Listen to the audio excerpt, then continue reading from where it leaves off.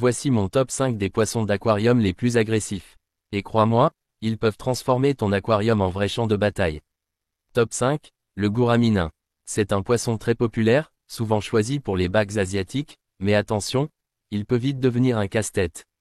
Les mâles sont très territoriaux, surtout si ton aquarium est petit ou avec peu de cachette. Ils ne supportent pas qu'un autre mâle ou même un poisson calme vienne trop près de leur territoire, surtout en surface. Si tu mets deux mâles, ça part presque toujours en bagarre.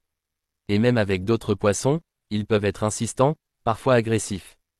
Pendant la reproduction, leur agressivité explose, surtout quand ils construisent leur nid de bulles.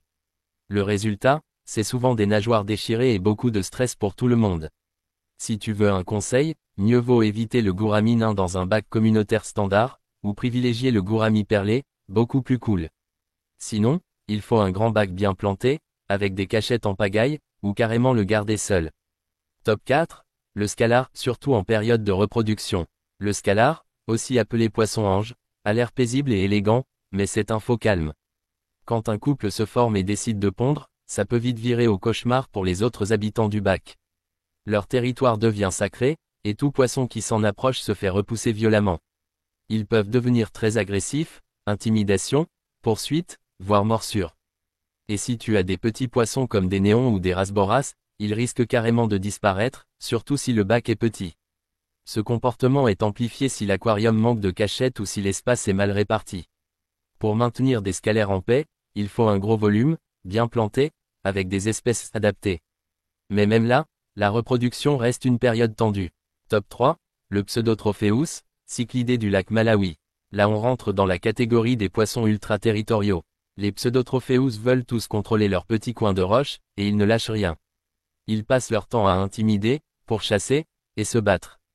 Même dans un grand bac, ça ne suffit pas toujours à calmer leur agressivité. Pour gérer ça, certains passionnés surpeuplent un peu le bac, pour que l'agressivité se disperse. Mais ça demande un vrai savoir-faire, une grosse filtration, et un décor bien pensé avec des grottes et des cachettes.